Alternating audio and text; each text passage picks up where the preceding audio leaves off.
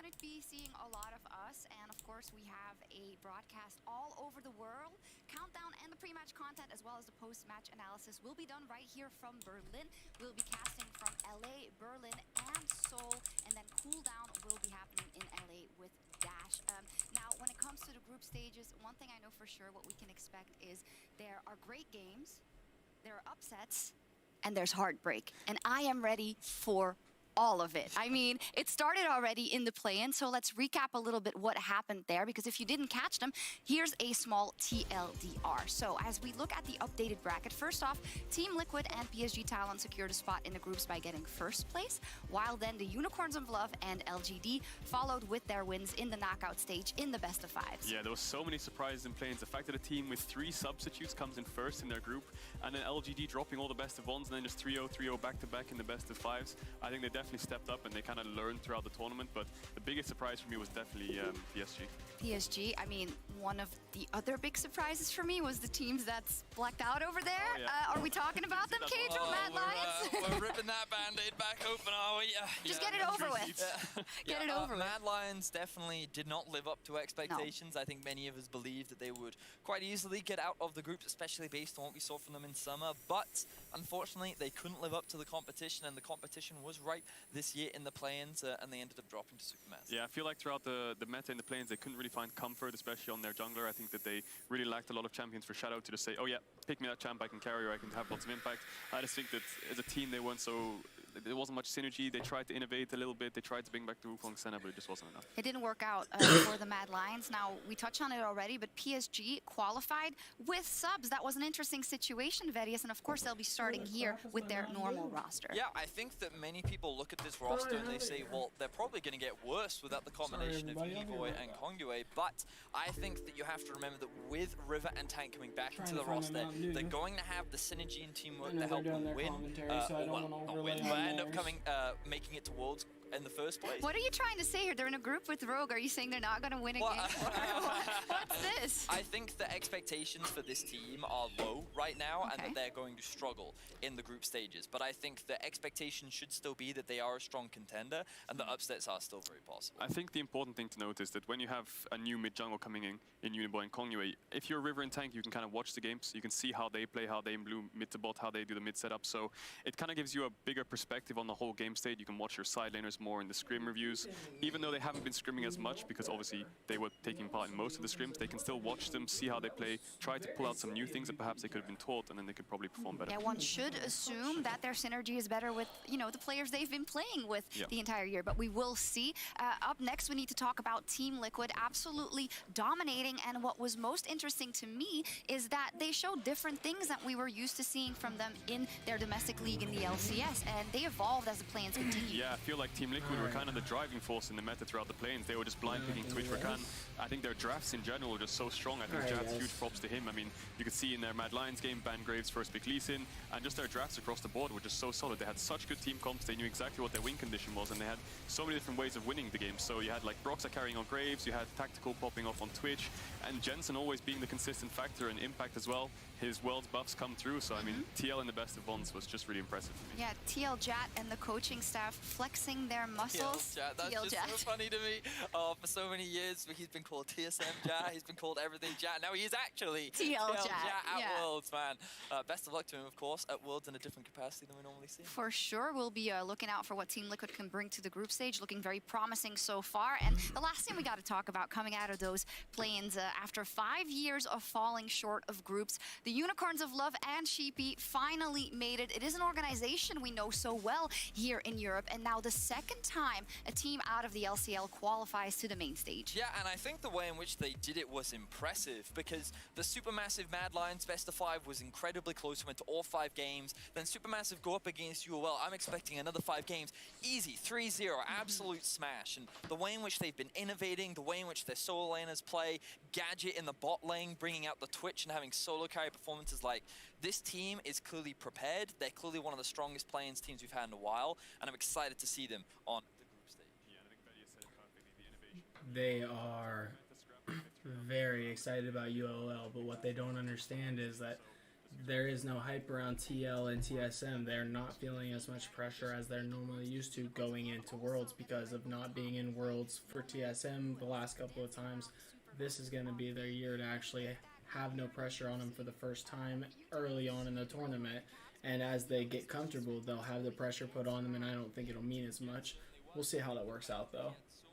Control thrown towards him. The fact that an exhaust was dropped on him as well, he was able to navigate what looked like a very complex team fight and walk away with a number of kills. I think that his mechanical prowess kind of showcased throughout the play-in stage, and I look forward to seeing how he goes up against the likes of Power is actually my favorite game.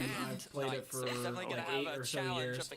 Yeah, it's like you're like so excited, and then you look at the other mid laners in that group and you think, okay, let's see what he can pull out there. But you know, I don't doubt it that there's more there that we haven't seen yet from the Unicorns of Love. Now the Unicorns, they became the 16th and final team in the group stage, so we're going to check out the competitors fighting for a spot in the quarterfinals. It might seem straightforward in some groups on paper, but based on previous years, we can expect some upset over the next few days. I mean, it always happens, but at first glance, I thought this is a pretty well-balanced, you know, group of groups. It's a well-balanced situation, I think, in most groups. Do you agree, Vedius? Yeah, I would say so. I think that some groups seem like very clear, easy favorites to get out. Like when I look at Group A, for example, I think this is a group that many European fans like, okay, G2 shouldn't struggle. Here, there's probably a debate around could Team Liquid cause some upsets against Suning? Could they actually get out? And then there are some other groups like Group B where, you know, like who's going to get second after Rogue? You know, is it Damwon? Is it JDG? You know, like it's a very close fight. But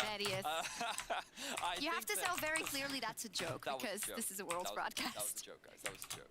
Obviously, Damwon and JDG are very heavy favorites in that group, not only in that group, but to win the whole tournament. So I think that the fact that they're already going up against each other in the group stage is going to be a very terrifying prospect. Let's talk about those front runners then. You said it there, Damwon, and I think we can add JDG and Top Esports to that list, Kadril.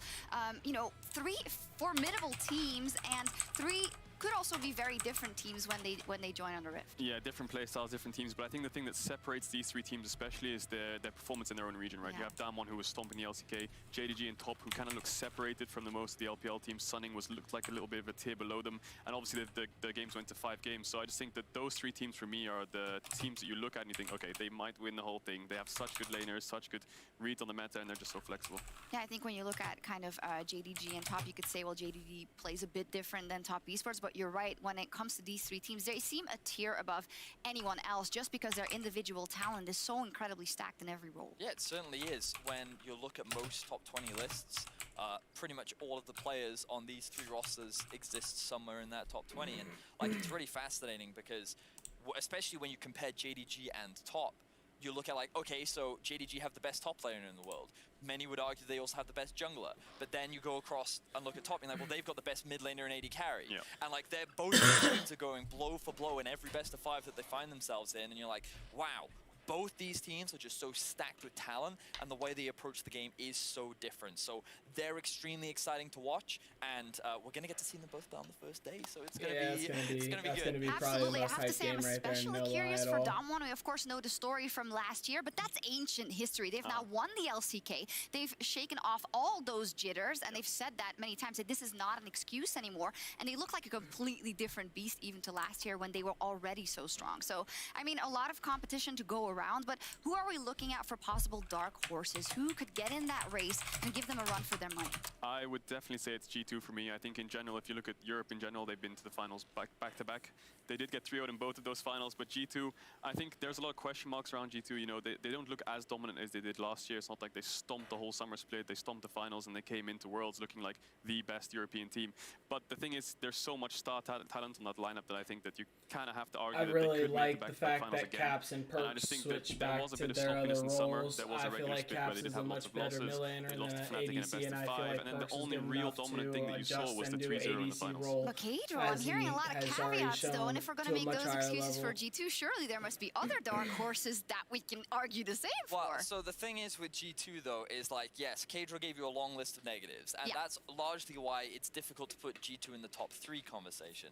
But the thing about G2 is they have this thing called the Worlds buff that Perks often gets. He was the player that helped take a team with Hyanon and did all the way up to semifinals, upsetting tournament favorites at the time in RNG. And I think that when you look at these players, they haven't been able to play on stage at all this year. And this is the environment where they thrive the best, and an environment where they get to focus on a singular patch. They get to figure out their strengths and weaknesses. They are a team that prepares well, and they are still extremely star-studded. So that's why I look at them as a dark horse, because I think that the potential that they bring to this tournament is exceptionally high. And as always, it's so hard to predict. You also don't know how, you know, the teams with players that are at Worlds for the first time are going to do, how that's all going to come into the mix. But let's talk a little bit more about NA and EU. You named their G2 esports coming from Europe. What do we generally think about the NA and EU representatives, and who could give the top teams a run for their money? I mean, if you look across the board at NA, you have Team Liquid, who looks super solid. TSM, who's no longer forwards, and Bjergsen, they're actually a team. And FlyQuest, who has a lot of questions around them. Are they going to step up? You've got PoE and Ignar back in the lineup. But just in general, I think there's loads of questions as to which region looks stronger at the moment. Obviously, we're slightly EU biased, I must say that. But for me, I think it comes down to, for me, Worlds is all about clutch factor, right? Yeah. So whoever has those players that can clutch it. And you look across Team Liquid, they have got loads of those clutch players. You got Core JJ, Impact, Jensen. You look at TSM, you have Bjergsen, who might step it up as well. You have Double Lift. So for me, it all comes down to NA's clutch players versus EU's clutch players, and the consistency factor throughout the best of ones. I think that when you look across the board, it's difficult or harder for EU and NA relative to last year. I think that expectations are actually much lower, especially for EU this year, based on what we've been seeing during the regular season and how the meta has been shaping up. And I am definitely someone that is concerned for both EU and NA teams, largely because I think the meta right now is very jungle focused, and I think that the Eastern teams have been very good at enabling their jungler. So I hope that I am wrong.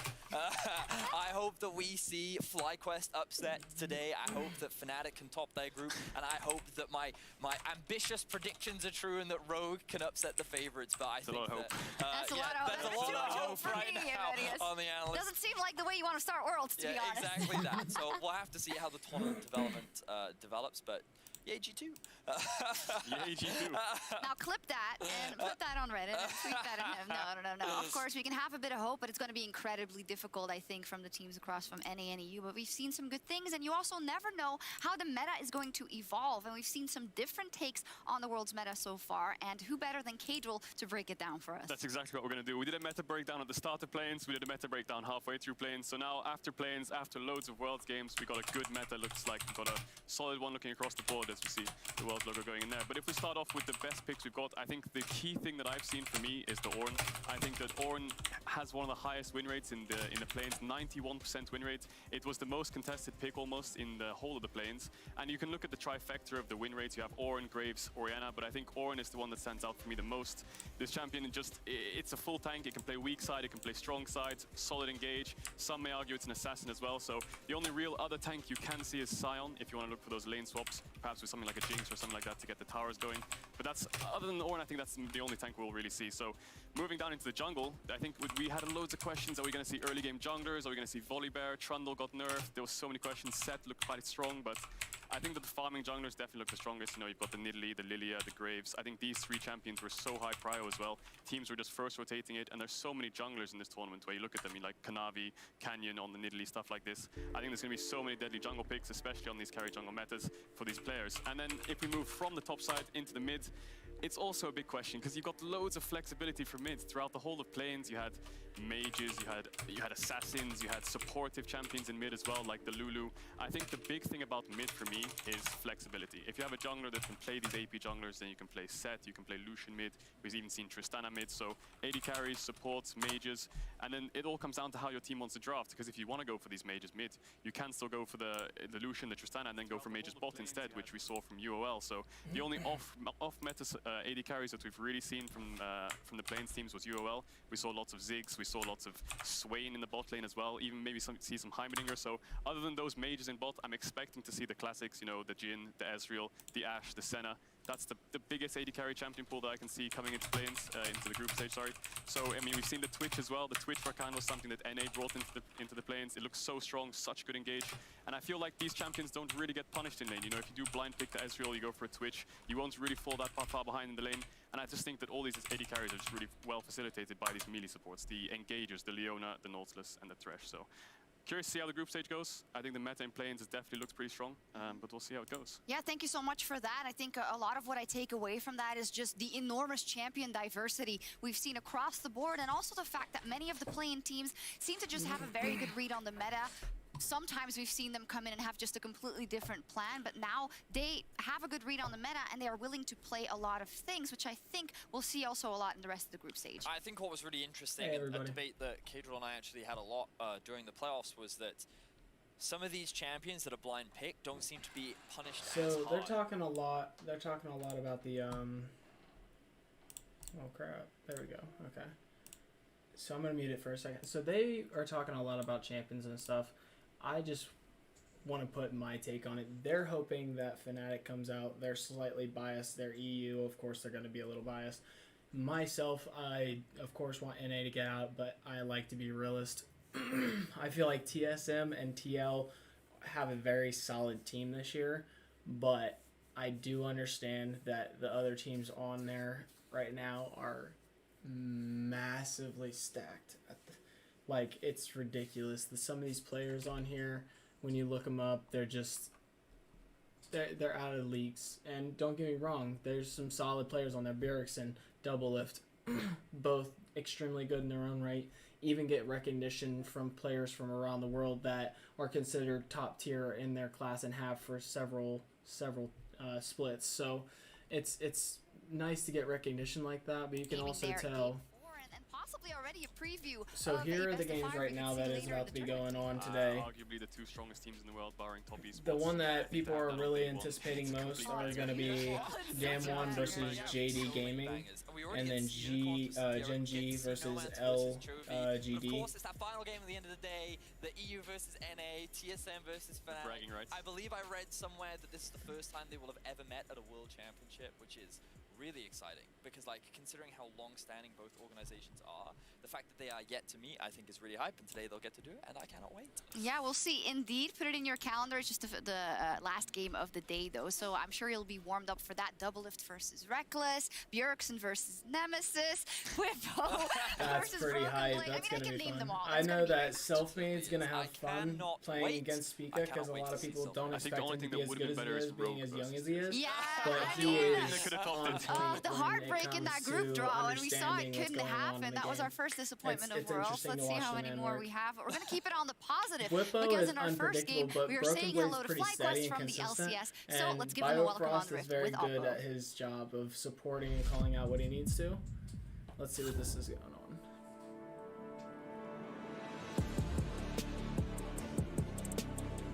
Okay, they're putting the hype play in. There you For go. me, it's just about like kind of learning from the experience and just trying to do the best I can versus like all the top teams. So it's just really exciting to be able to like finally stack up against them and get an opportunity to see how they play and like where the differences are and where you can learn from. He's really humble. Like, Whippo's always been in your face. Solo's really good, and he doesn't really get big I think making it out recognition. of the group stage would be a really good, successful Worlds run for me. I think I've been to Worlds probably 3 times from the top of my head, and I've only made it out once. So I think making it out again would be a success for me. And for how long he's been around, that shows how good he is. Like, most players can't stick around that long. That's why Doublelift, Bjergsen, Wild Turtle, you see all those names still coming up. I'm so happy to see FlyQuest at Worlds. It is a team that you love to love. You know, they had their off the Rift initiatives with TreeQuest and SeaQuest, but also on the Rift they are no slouches. I feel they are always underestimated, but they are the definitive second best team in the LCS, and they have been all year. And on top of that, they have some of the most likable faces, I would say, in the league scene with a lot of experience in their backpack. They certainly do, Sharks. When we look at the beginning of this year, FlyQuest made a lot of significant roster changes. For a long time, they were middle of the pack to the bottom tier LCS team, but then with the introduction of Power of Evil and Ignar, they suddenly had a significant level up and a different approach to playing the game. They then saw an addition of Solo to the roster as well, and then they just started to grow and grow. They made finals in spring where they did get 3-0'd by Cloud9, and you know there were still question marks around the level that they would bring, but in summer they had a very competitive best-of-5 final against TSM, coming very close to being able to thwart them, and I think that they are a strong representative coming from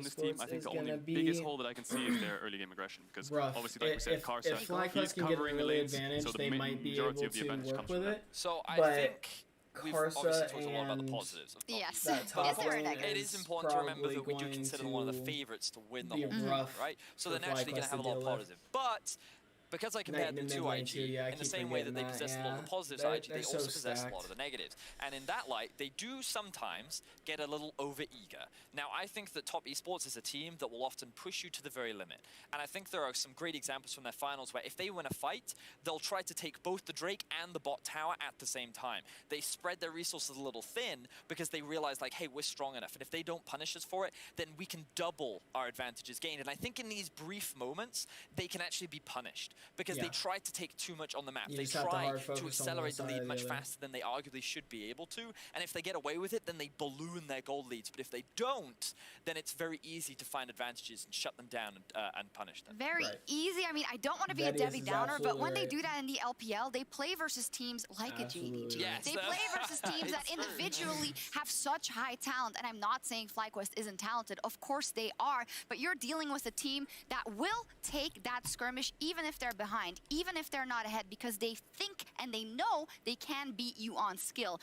And that is what makes this team so scary for me. I mean, you just never know. You can't drop the ball ever. They've got it all. They've got the mechanics, they've got the decision making, but like Vedia said, they might get a bit too overeager. And when Anybody you in the spread your chat, resources thin, it's all down to play League? FlyQuest. Can they punish the mistakes? And I think that if Ignar and Santorin can pull the trigger on those mistakes and make sure that they punish them, whether it's covering the bot tower with a TP and going for a 3-man play, or if it's going for the Drake and collapsing on it, I think if they can punish it well, they have got PoE in the mid lane who is notorious for scaling mages. So he's definitely a really good solid factor going into the mid to late game if you can keep the gold even. And I think that Kadril hit the nail on the head there, and this is why I put so much emphasis earlier on Ignar on a playmaker, because he is not afraid to go for those plays. He will challenge you, he will go for those skirmishes, but he's got to be on a champion that can do it. Yep. So I think that is extremely important for FlyQuest coming into this draft, and I think that if they want to stand a chance, like remember, it is a best of one. Anything can happen. First game at Worlds potential jitters, like FlyQuest is full of experience for us. Maybe they can take advantage of that experience. They're definitely not the favorites, but there are ways that they can upset the apple carts. Yes, by So power I of said evil, early walking into advantage and lane, work with when he's it. just gone to the shop, About the looking only Knight in thing the you can eye, do. say, I'm playing Smite, Nashor's Tooth, or Rihanna, and there's nothing you're going to do about it. Oh, I'd love to see that. That's some of the crazy things that have happened. So our expectations today, I mean, it's going to be an uphill battle for FlyQuest, but, you know, you say they're in their comfort zone, of course, with Top Esports, We getting will to see, play on though. home soil, hopefully being ready for this, but you know, in early days is where upsets could happen, and Yep. you know, we are in agreement. It would be an upset if FlyQuest Yes. mean to This upset would the apple potentially cart. be Oh one yeah, of it the would biggest be a upsets huge of the upset if group stages, FlyQuest because won when this. you look at It would be the expectations, biggest like, upset in it World's is history. a favorite to the group I- versus someone that's not even expected to get out of the group. So I According think to that, you. yeah, according to me, based on my opinion, you know, Yeah. of course.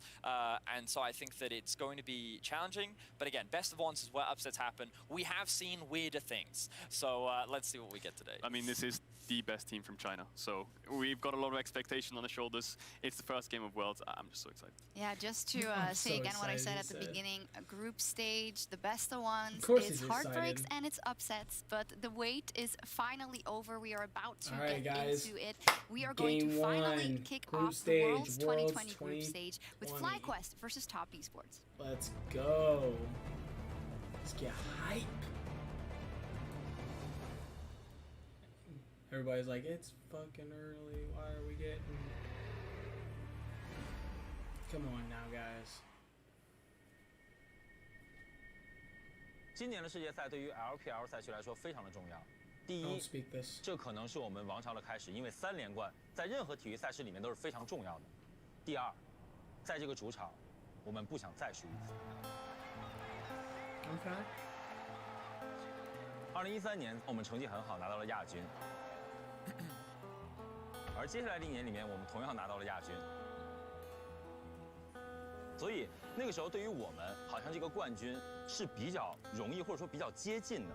Can I just confirm? Top have red side, right? 17年 Hey, 在这个主场 Saucy. Appreciate the 我们有 follow. 2支队伍进入到4强当中，但是我们输掉了。如果你说带给我什么样的感觉，会让我们觉得还差那一点点东西的话，自信。在整个2018年 ，LPL 正中自己。RNG 拿到 How are you MSI doing 冠 today? 军，用自己的方式；IG 拿世界冠军，用自己的方式。那是那个属于你们的冠军，我们是冠军。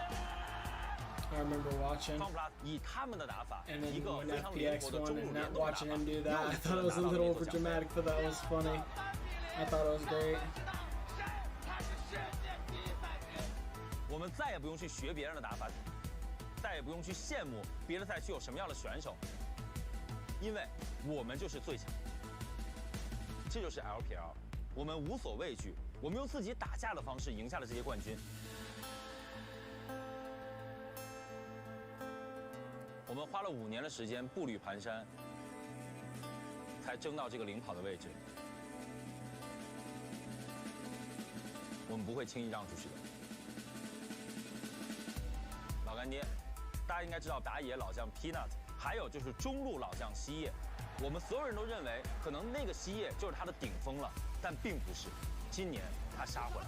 我的天！再收一个，再拿一个人头，哇，抓 Q 的西叶。She is a 苏 beast. 宁其实在我眼里，他们的3C 同样很有天赋，而且都是在今年才开始大放异彩。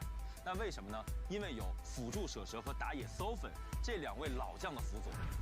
哇，一个打到干4个人，哇 ，Sofen 这个开团。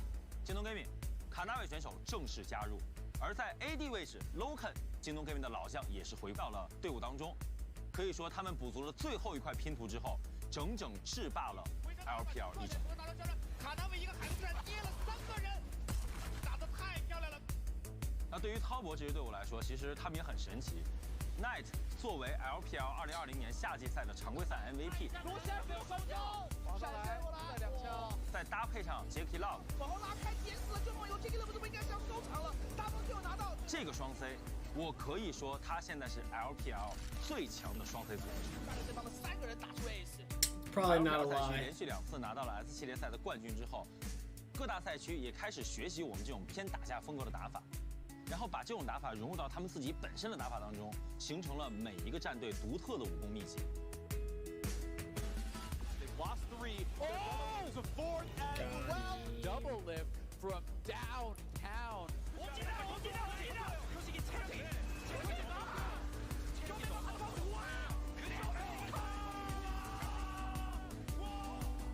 Caps is not done yet. It's a casual 1v3. This is insane. Like, are you kidding?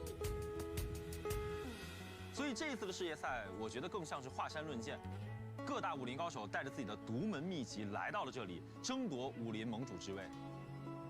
到底是上一任的武林盟主继续继位呢？ Will they? 还是会有新的盟主诞生？ Stay tuned. 开打之前，一切都是未知数。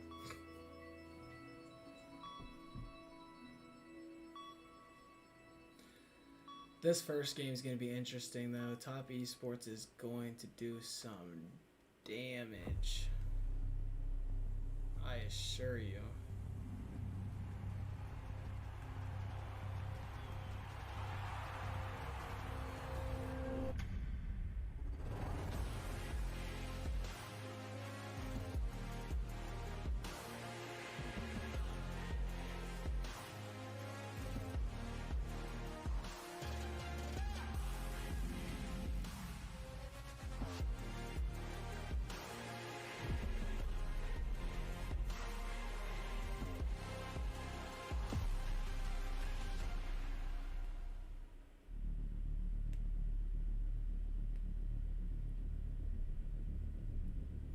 Let's go. Look at this hype. Look at it.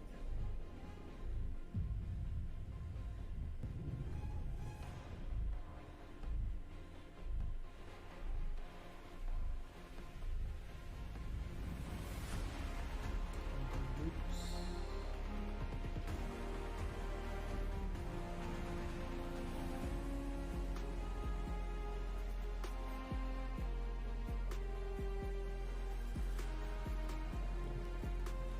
Love this music they put in the background. You feel it?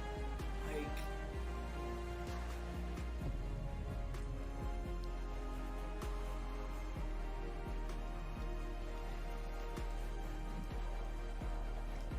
if that don't get you ready for a smackdown, I don't know what will. Oh, okay.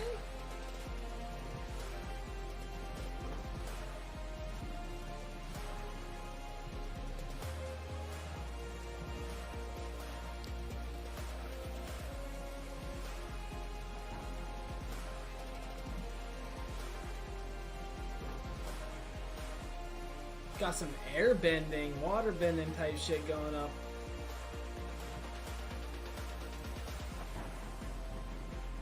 Alright, Cora, slow it down now.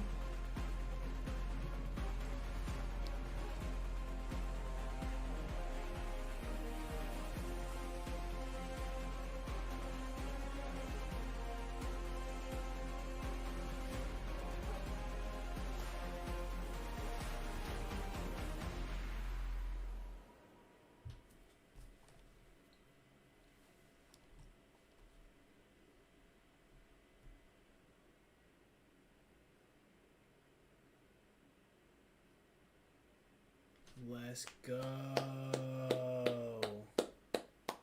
I wish there was an audience to clap for that, because that was Hello dope. and That was welcome to the awesome, opening for real. game of the World's 2020 group stage. I am Freak with my main man, Kobe. How you doing, bud? I'm doing great.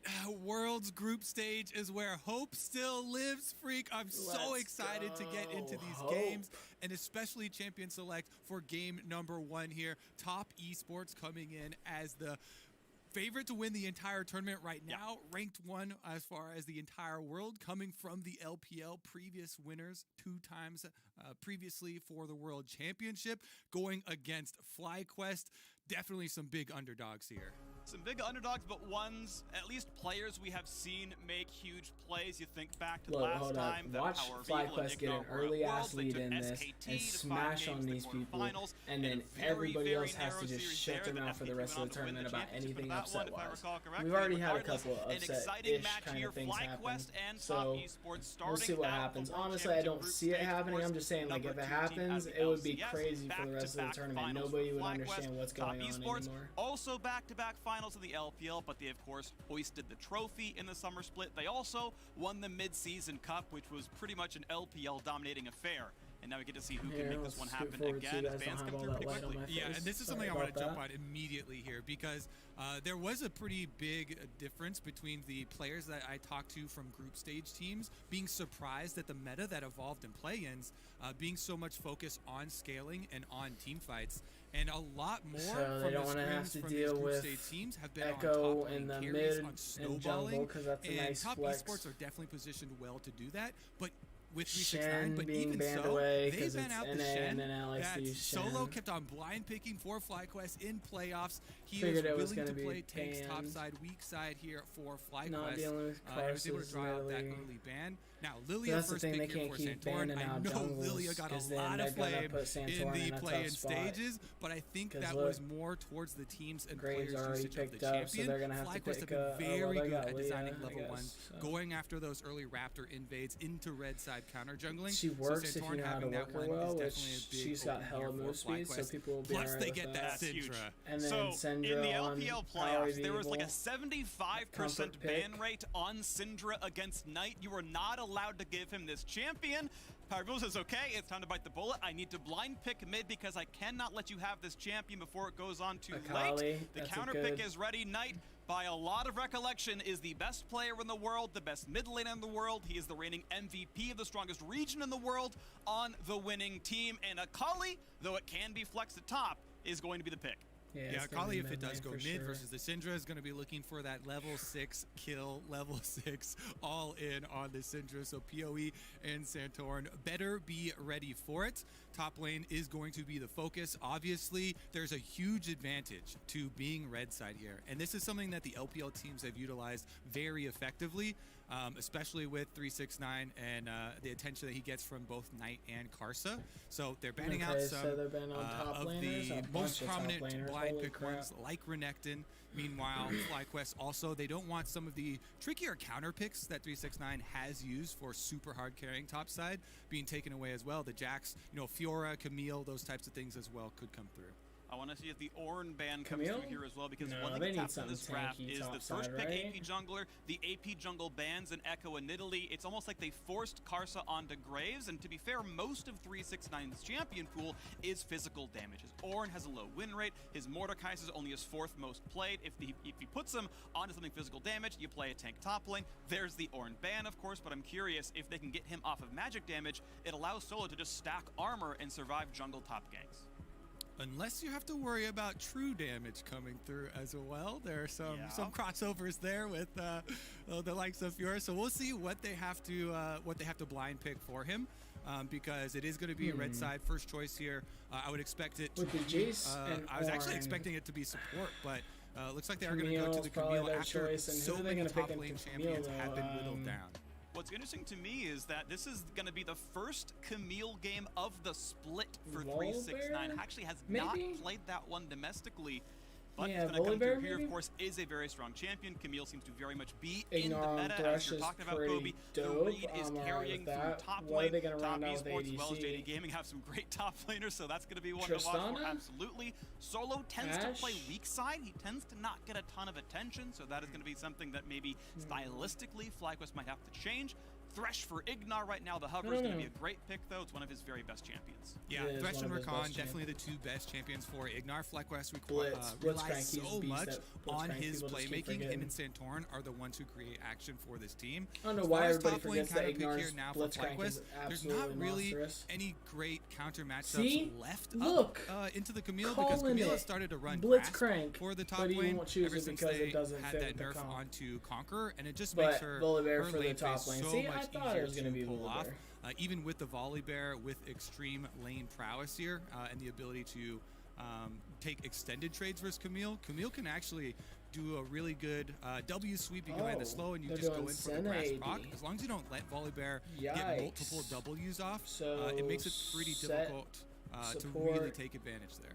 All right, well, the drafts are locked in, and if no one else swaps anymore, set support is going to come through. We'll have to wait and see if Jackie Love is going to farm on the Senna or just go for the Spectral Sickle, because keep in mind, since the domestic playoffs, since we've seen either of these two teams play competitive League of Legends, farming Senna got nerfed in how many souls were gained. We saw some split on farming versus, support Senna down there, so wait to see what comes through. But Jackie, Pick up the of course, support no item, stranger to only this get a champion, couple has of played it a minions fair every bit, other and we'll see what wave. comes through.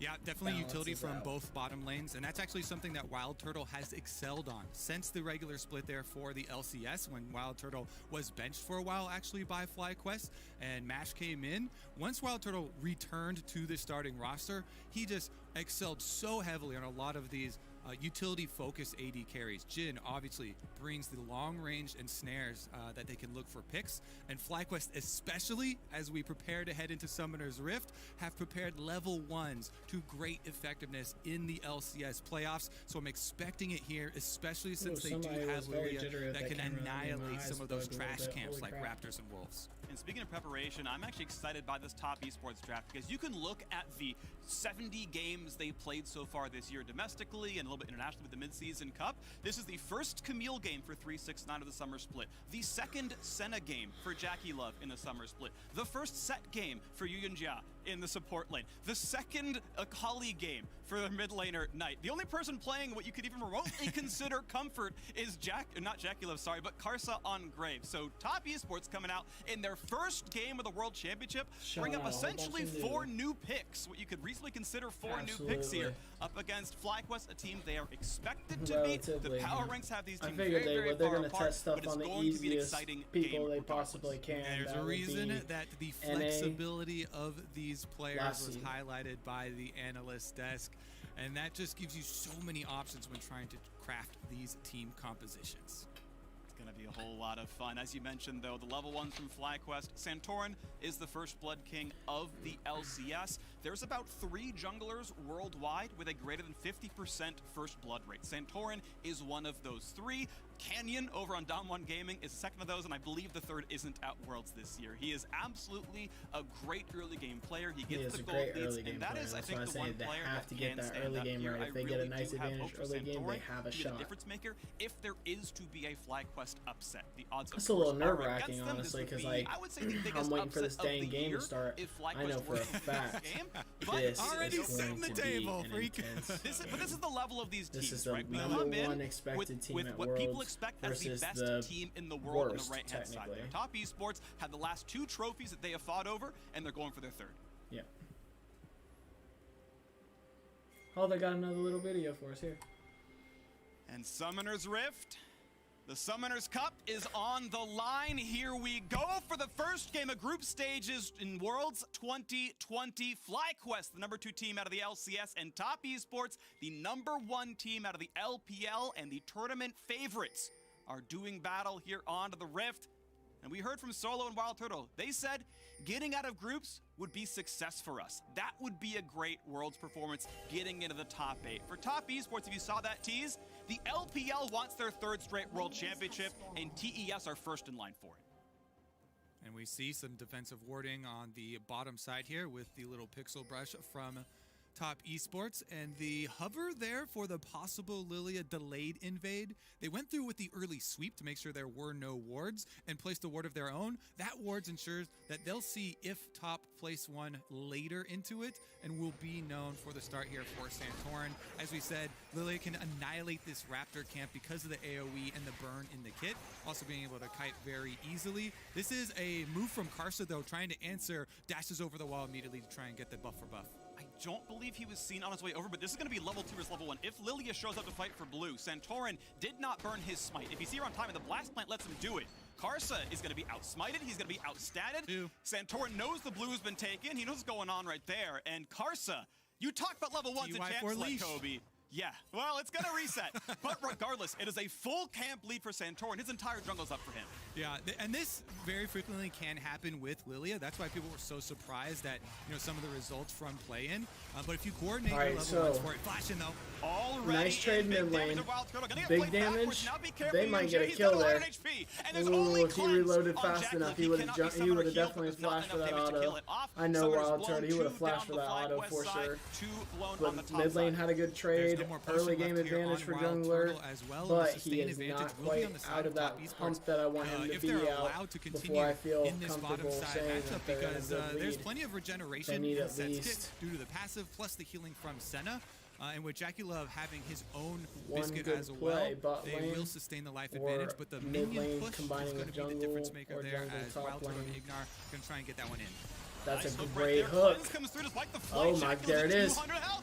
Oh no. One out of would kill him. Wild Turtle does not pull through. He already burned the summoner spell, but that is still a ton of damage dealt there. It's another summoner traded for 2. That's 2 summoners for 1. They are on a ward. Wild Turtle's going to go for the recall. Ignar is hatching that one. They're going to know he's sticking around. Going to need some jungler intervention down here on bottom side. Freak. There are no summoner spells left. Ignar is the only one here. His flash is ready. He wants to make a play there with that thresh. So we'll see after bottom sides have been cleared. Looks like Scuttle Crab should be in the hands of Karsa as well. He finishes that up. The could make a pass through mid. So we're off the early cull recalls for both bot laners right now. Karsa gonna just make his presence known in the mid lane. 4 camps down. Top laners trading back and forth. Stun comes back, and here comes a bit of damage. Ooh, good double stun. Hold on. Is on the roam. Yep. Knight's gonna get hit for a bit of damage. The flash hook guesses wrong. Now on the top side, who's gonna get the solo kill? It's gonna go to 369. 1-0 to Top Esports. 369 draws first blood for himself on the Camille. This is going to be very devastating for the matchup on top side. Teleports are still ready, so Solo won't miss out on any of the minion experience and get right back to it. But the early gold will fund the Camille build here, trying to get to that training force as quickly as possible. He goes with the Cole for an extra investment, and he's trying to get some extra dividends out of that first blood, investing it for the future. Here's another look at it. Did get the shield there for Solo, so he's feeling quite good. Got his extra W off, but 369 is able to continue through in this fight, even with Solo flashing the stun. Yeah, better trading, better fighting by 369, despite the skill shot being dodged, despite tanking the storm for the shield and damage. It was still the better stats on the Camille side, so well done to 369. 300 gold lead, the Top Esports so far. Lanes in most places fairly equal. The CS deficit in bot lane is because there's still a wave to pick up for Wild Turtle and Ignar. But you've got Karsa slinking in right here. Solo flashless might very well be in danger. Stun's going to be down for a while, but Karsa knows he's not spotted, knows he's going to be safe, and Solo just getting whittled down the moment after he TP's in. Oof. And this is danger. Yeah, this is very dangerous. So dead. All right, he's got to fight with Karsa. He's going to get stunned up. There's all the burst damage you need. Already 2-0 on the top Karsa was side. smiling as And soon as top you dip walked has forward, he knew. begun, and the namesake of the team is already there. And this is something you can see from scouting the LPL. Karsa very often spends his time top triangle of the map, visiting Knight's lane, visiting 3-6-9's lane. And with the summoner spells blown up on the top side, plus the first blood taken, very nicely done for him. It didn't actually take very much time at all. But at least they're only a brush there for a lane gank for himself to capitalize on it, and this is going to be down. a devastating Camille. He's not rushing straight for the Trinity Force. 600 He goes for down. wave control because he wants to affect the rest of the map. This isn't a tech you can make on Camille when you get such an early lead like this. An early Tiamat, you can annihilate this minion wave and look to make plays later. Camille, because of the range with your hook shot, can set up plays for the rest of your team so effectively. Speaking of plays, walking to the mid lane, but Power of Evil's already on the recall for Lost Chapter. Pretty decent first spike there. Same goes across for Knight, though, on boots, and a Revolver is going to feel That's not pretty good solid. mid lane. Hex flash across the brush. Once into this one, Ignar going to be shot up there. His flash is down, puts down the shield, but here comes the rest of the squad. A beautiful double root into the rest of the damage. Karsa finds a kill. Meanwhile, Santorn's been picked off in the river as well. Top Esports already 4-0 in 6.5 minutes. The patience for 3-6-9 pays off. He waits in that line bush long enough as Santorin's clearing out the ward, and they finally strike, taking down Bambi and returning to the top side without losing too many minions. Well, this is about the way I think a lot of people expected this So game to we go. need to Top get- Esports, I'll say it again in case you haven't been paying attention, the tournament favorites, and you're already seeing big moves out of the top and jungle right now. Karsa able to lock down and get a pretty easy pickup here in this Mountain Drake. Bot lane farm lead has been going to Jackie Love so far, even despite those recall timings, has kind of maintained about an 8 to 10 CS difference over Wild Turtle. That's been going pretty nicely, and Karsa just keeps the farm going. Yeah, I mean, Top Esports have been on fire, this summer. They are the #1 team from the LPL, the two-time world defending champions back-to-back here. Plus, they also won the mid-season cup, which, yes, we didn't have the mid-season invitational, but that being stacked with top 4 teams from LPL and LCK is why so many people have Top Esports at the top of their rankings. FlyQuest now, yes, they are in a hole. They're going to have to try and dig themselves out. You see Santorin looking to try and hover around solo since he still does not have flash, and he's in a vulnerable position up there. Very. Okay, so for now, Extremely. FlyQuest playing defensively on various sides So of the that's map. why It they're is letting actually some Power show of for Evil Solo. farm He's got up. a He's small got an farm lead. advantage to Not farm for up 3 kills, over don't get me wrong, Kali. but at least he's farming And you pretty well. got Shoves in the wave, Leah, looks to roam, who maybe is he can test the running around jungle a bit. faster Can't do than much right here. Graves. Yuyenja gonna spot the ward, and okay, The not only gonna get much concern done. is Controller Jen drops should be down. He's not definitely gonna get that mid lane out-farming roam. this Ignar center. is there first anyway.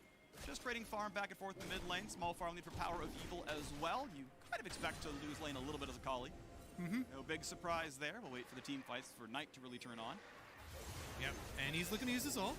They find a root, they're gonna find a sleep, they're gonna find the ulti, should be a pretty easy flay, but the ulti gets him out, the stun's gonna land, he needs one more spell. Can Knight fall? Santorin wants in, gets the Q, jumps in, but Karsa's there too soon, and FlyQuest cannot buy a kill. Karsa's still in the chase, gets away from the Q, hooked in by Ignar, but the rest of the squad is there, a nice pull, land a kill for the support, and out goes FlyQuest, but for how long? Solo gonna ult to safety, and Dang, another that fight fell goes 2-0 apart. for Top Esports. Jackie That Love was on starting the all right, roam but then timer from Santorin got bottom a lane. little You too see eager on Wild that Turtle's Q, I alone feel. down there at the turret, but yeah, he's Jackie getting Love, plates. because he roamed towards mid, was able to arrive with the heals for Knight. He does not go down, saves his flash as well, despite getting chunked out and hit with that extremely long range stun. And because of TES just playing so well around that mid skirmish, they have exploded in gold lead here. Only 9 minutes. They've got a giant gold lead plus the Rift Herald, which is guaranteed at least 2 more plates. And with top turret already down to only 3 plates left, you can also probably go get first turret bonus with that.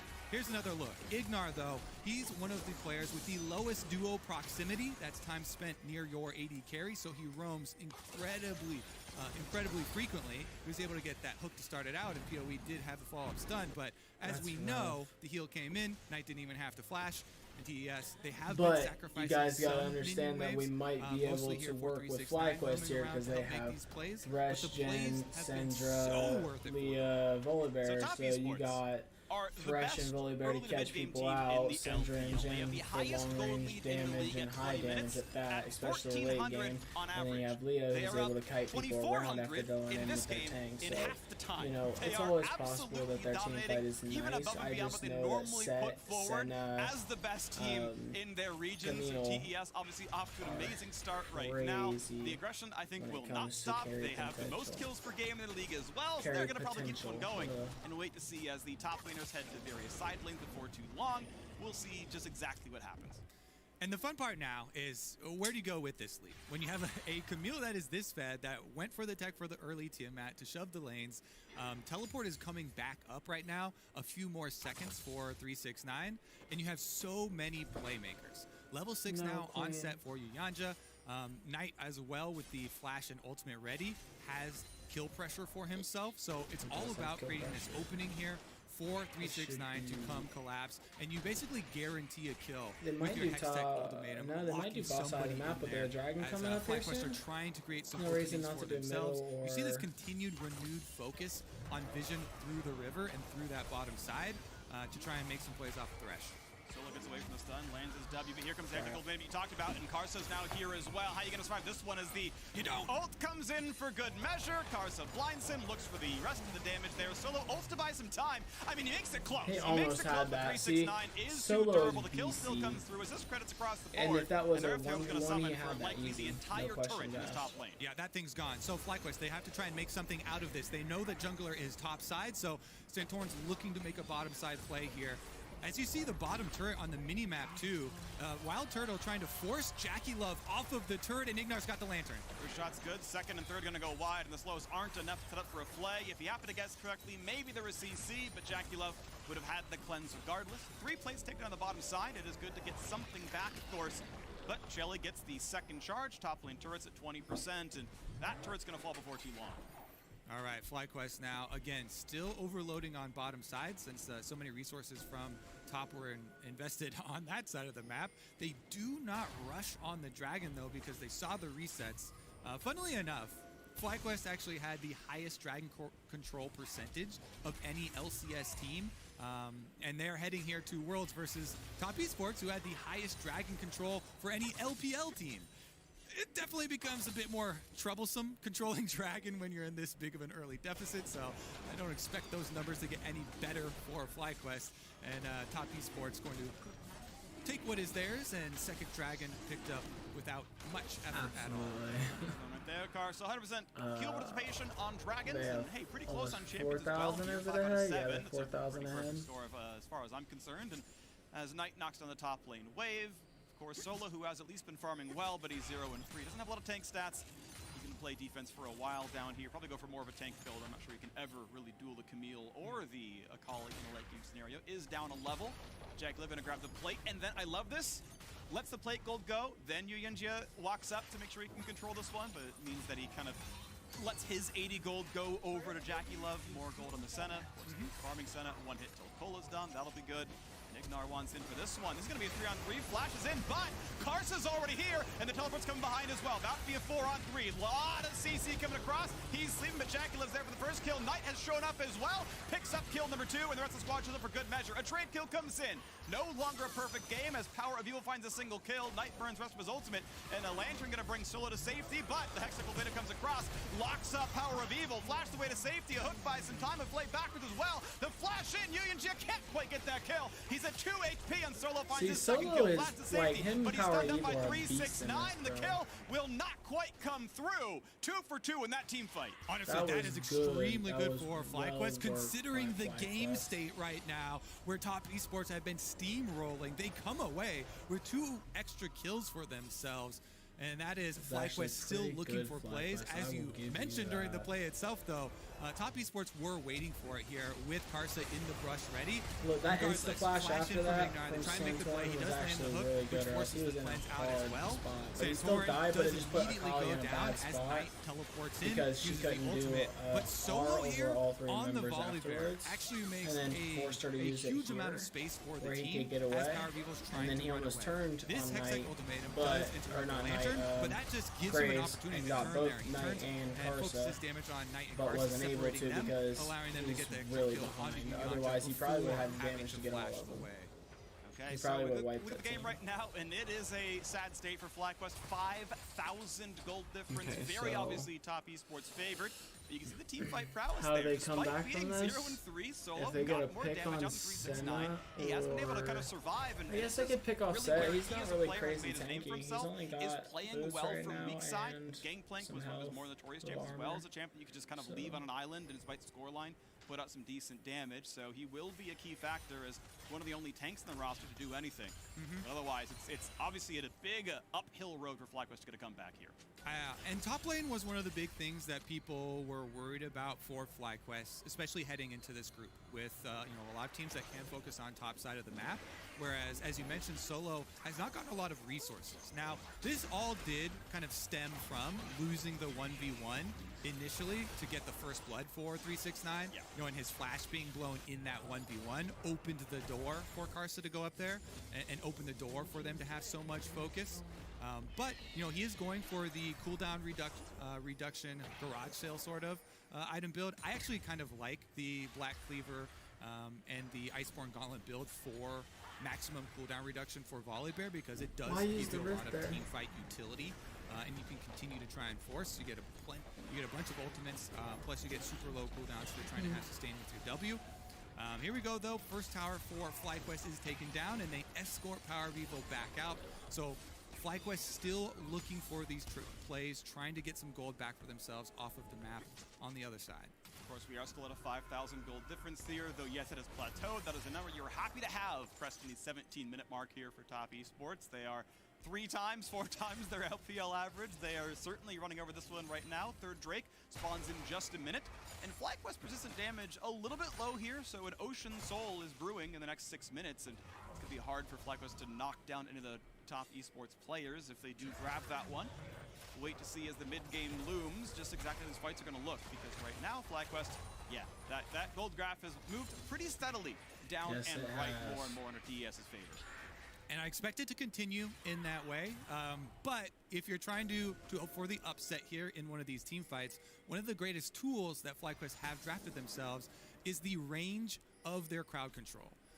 Lilia E into an R for a sleep can set up the long range follow up there from Jhin, Thresh, and Syndra.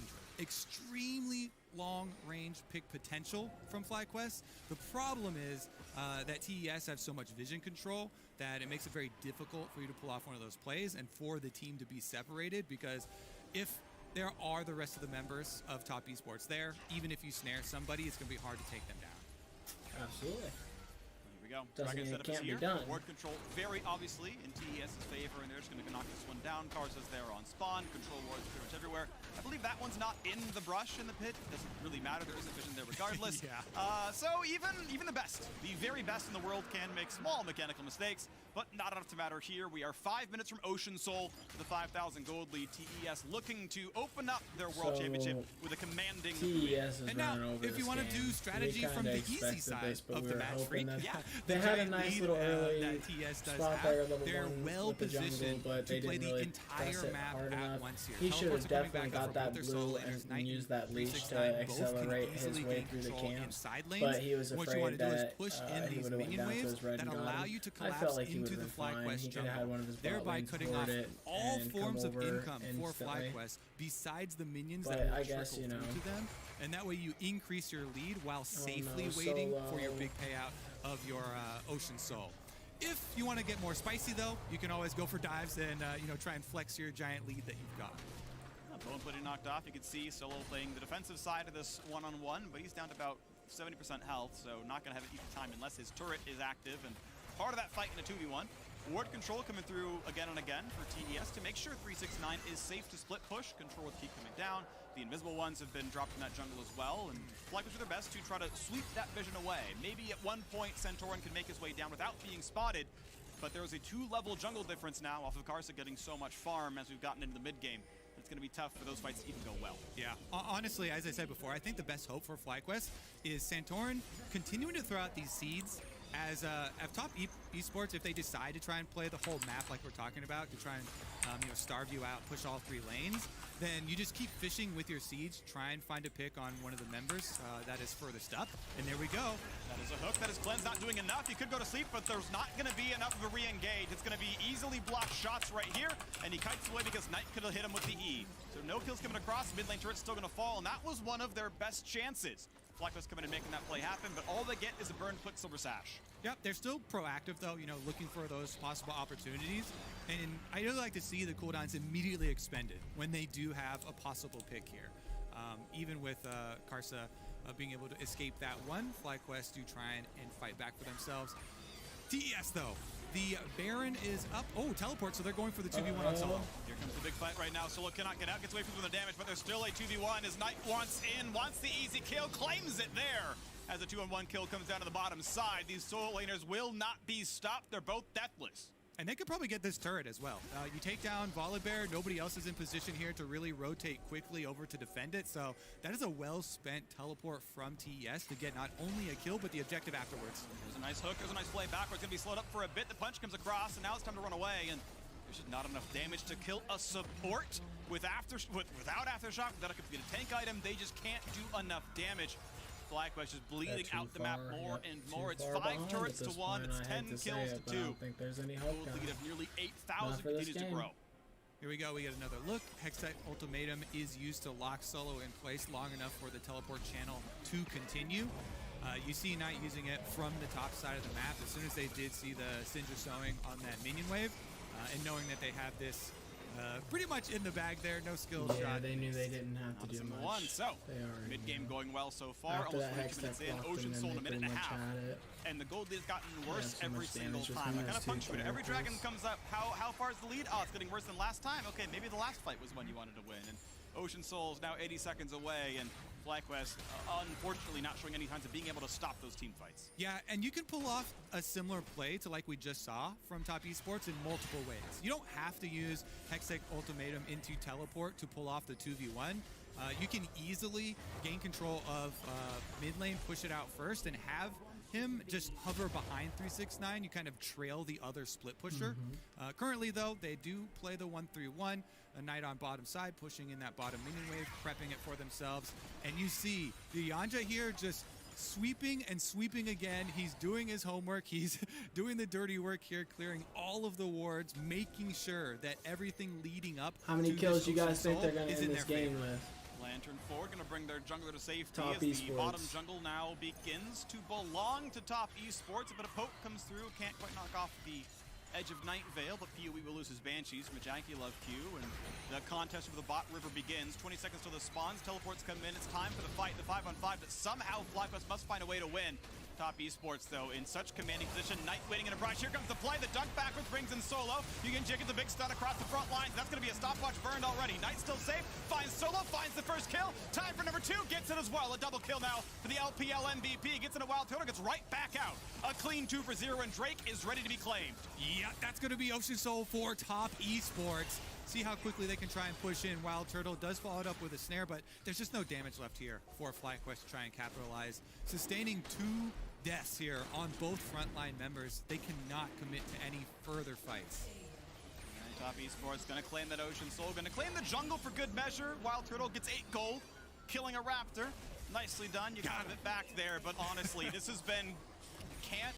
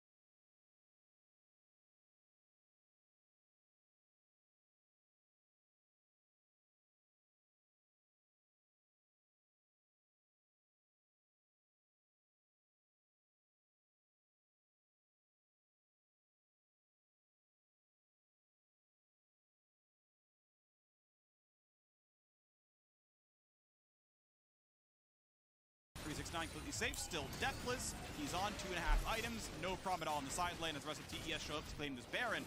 Yep, still inside a Flag of War, finding Scarlet Bloom burn. Now here comes the attempt for the fight. TP comes in for 369. And will they disengage? Will they play this one as well? Sun's gonna find him down to half HP.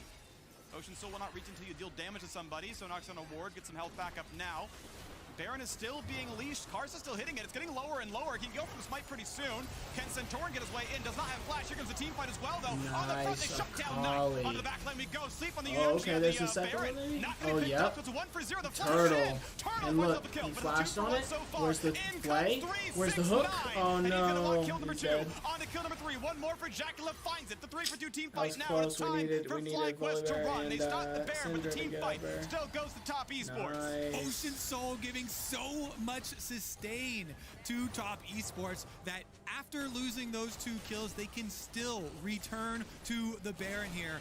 Jungler dead on the That side was of good effort FlyQuest. by Wild Definitely Turtle, a but he valiant probably effort from shouldn't- FlyQuest he fighting off should that not Baron into fast the Ocean forward, Soul. 'cause And they then don't that have gift can be too an many easy choices go left. They're button. still going to throw another Hail Mary here as PoE comes around the side to try and check. Jacula looks to spot out Power Evil. He knows that Syndra is flashless and has to walk away in a 2 versus 1. He's still chasing. 2 autos will kill, by the way. He's running quickly with the Yomus, but as the squad comes around, Centauran blocks him away. Not gonna not find this either, but Karsa able to very slowly knock down this one, picks it up. No sneaky W's from this one. Wild Turtle will not get that steal as the Baron goes over in top esports and continue to claim just about everything in this game. And while all the analysts, completely expecting this domination from top esports, I think it is necessary that we do see this performance in game number 1, because I definitely saw a decent amount of fans actually starting to lose faith in the LPL just off of LGD's performance in the play-ins. Yeah. But very clearly, as everyone was saying, not related to the entire region, not related to top esports. Firing on all cylinders here, performing at the very top. Let's take a look here, though, FlyQuest, because considering the gold deficit that they are in and facing the Ocean Soul, look at how they actually played this team fight to acquire a couple kills for themselves. So, Karsa, with the Ocean Soul, knows he can just keep leashing this Baron. They're looking for the opening to try and get one of these key members here for FlyQuest, and once Knight decides to go in, he just gets immediately popped by Power Beat. And that's one of the big plays here for FlyQuest that make this as close as it even was. Turtle then flashing in. 369 says, I've got a flash too. Immediately Flash follows to get that stun onto Turtle. In exchange here, we're back to live with the Baron buff. That was really clean. The hook shot flash, get it around Ignar. Oh, Turtle keep him in there. Says, hold on. I'll clear your support first, then I'll finish you off later, and gets them all for it. That was beautiful. Now Solo dropped dangerously low. Gets a shield, walks away, but he's almost tower diveable. Top lane's gonna fall for sure. Inhibitor laid bare on the top side. Knight still splitting in the bottom lane. Level 16 on the Akali. Very dangerous down there as top esports looks to close this game out in about 30 minutes right here. 13,500 gold lead. Ocean Soul Baron buff still on for a minute and change. Knight is just unanswerable. No one can handle this champion. Now into the top side, a bit of a root. 369 wants it again. That is a large chunk of health down. Immunes it with the ulti. Now on towards the damage. They will just barely knock him down to 1-for-0. The re-engage on the UNGA. They should knock him down as well. He flashes. Is it going to be enough? He dukes away. He's degenning and he will burn down Ludenzek with the last hit. So it's a 5v3 inside the base. But FlyQuest have already lost 2 inhibitors. The re-engage comes in. They knock off Karsa's shield. They won't get much more for this one. And top esports still feel very safe. Knight could 1v2 this easily. Yeah, and they are surrounded by minions as well for FlyQuest. So the Baron buff here on 3 members of TES, they're still confident to keep up the pressure. 1 inhibitor left standing here for FlyQuest as they make another good counter punch to try and force TES out of the base, but Knight's not done. Yeah, it goes all the way back to his Shroud. Nice little play there. It's just for good measure. Just want to test you. Maybe burn a Summoner. Nothing? That's fine. Out we go. Easy wave clear. Let's reset and play for the next one. Baron's going to time out in 15 seconds. Ocean Soul lives forever. And hey, as the recalls come through and the respawns come up, Elder Dragon's in 12 seconds. All right, so this is it. Do FlyQuest try and throw everything at this Elder Dragon? Yes. And just gamble the game? Because if you don't gamble the game, you have like a 0.1% chance to win by hoping for a big mistake inside the base. Yeah. But it's a lot bigger there around the Elder Dragon, which we'll get to after the replay. Here is them trying to take advantage. They got 2 members focused down from TES and were able to fend them off for a little while. But time is not in FlyQuest's favor because of the super minions that are going to be swarming into the base. They just have to rush it. You know, this is a very bad position to be in, but you have to force. Well, mid's been pushed in, so Knight could just go to end the game into the mid lane and force the retreat out from the squad as there's a lot of brushes to hide in. Karsa going to walk around, starts the Elder Dragon, and time is getting low. Time is getting lower and lower. A big pick right there, nearly knocks down one. Knight's coming across with a flank. Already Santorin is gone. How about the re-engage? Ignar flashing over the wall. Knight is on the chase. He's going to find some marks. He's going to find some gold. He's going to find some kills. There's the unstoppable kill for Karsa. Solo's next up on the board. He's not going to survive this one. Knight's going to be in range for a Q in a second. Gets with the auto attack and a 3-for-0 cleanly and easily in the FlyQuest jungle. It's time for Top Esports to close this game out the way people expected. A commanding victory over FlyQuest. Top Esports, the tournament favorites. 369 dives on the fountain for good measure. KDA Stacks trying to come through. He will die again to the fountain.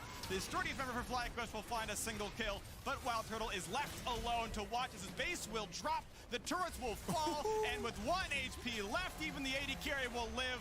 The shots come through. They're not going to matter. Top Esports start the World Championship group stage with a dominating win over FlyQuest. Last year, Knight was the greatest player not to attend Worlds yet. So, tell me guys your thoughts on it in the comments when you get to the video, because I know that, you know, not a crazy amount of people are going to be live. Considering this is live, I'm making this for when live is done so that people can see, you know, kind of reactions, thoughts on the game and whatnot. I was gonna do it with a buddy of mine, but I think he's sleeping, which is reasonable. It's 5 o'clock in the morning here, so I don't expect too many people to be up when it comes to the area. But good moments. They would pile onto one champion. Living up to hype. Found a couple of decent team fights, but it was never really close. I believe a single turret was taken all game long. The second Rift Herald, no Drakes, no Barons. The macro game very obviously belonged to Top Esports. Yeah, Top Esports did a really good job with the advantages that they're able to earn through their individuals. Top 1v1, 4-3-6-9, earning the solo kill, burning the flash off of Solo, then calls Karsa, hey, this is a juicy attempt right here, slip in for a lane gank, there's nothing that he's going to be able to do about it, and after that big opening from the top side of the map, they pry open this game. Karsa also, one of the biggest things that he does is pays very close attention to the lane states for the rest of his lanes. He went and pushed out the lane for Knight to allow Knight to then roam over for their next objective. Yep, and it just kept going better and better from there. That gold graph, basically a straight line forward and forward and forward for Top Esports. So well done to them. Let's take another look at Top's Mercedes drive to victory. The skirmish in the river at about 9 minutes into this one. Oh yeah, where Knight got. All right, getting back into this. This was the Ignar roam that we were talking about. Big hook for him. They get the combo. Out. They get Knight extremely low. But even with that stun landing, nobody else in range to finish him off. And he has this flat, the roam from Jackie Love to be able to come in with the heal for himself as well. Then Karsa chasing down Power of Evil, with Yanja flashing over to finish that one off as well. It is just an example of how TES were able to even punish some of these aggressive looks that FlyQuest were looking for. When FlyQuest are trying to find a way back into this game, you know, through a big play from Thresh trying to set something up for themselves, TES were immediately there to react. Right. Yeah, so an interesting game, of course. It does set the stage. Top Esports are a team to be reckoned with. I was still kind of pleasantly surprised by FlyQuest's willingness to still fight and find individual moments. Yes, this game was kind of doomed from the very beginning as you saw the fights play out, but they did show some looks. Always happy to see a team not just die and bleed their base out. So we'll see how they play against the other two teams in this group. Now, of course, we are going to wait for our next game. You can listen to Rise on the League of Legends official playlist on Spotify. All right, guys. So you heard them. That was their thoughts on it. I just wanted to watch the FlyQuest versus TES game. It was really hyped for me. Appreciate anybody who came to chill out and everything. I will talk to you guys later. If you guys want me to play some League, like I said, feel free to DM or comment. Let me know. Talk to you guys later. Monday, 7 p.m. EST. Doctor Krelaa Gaming.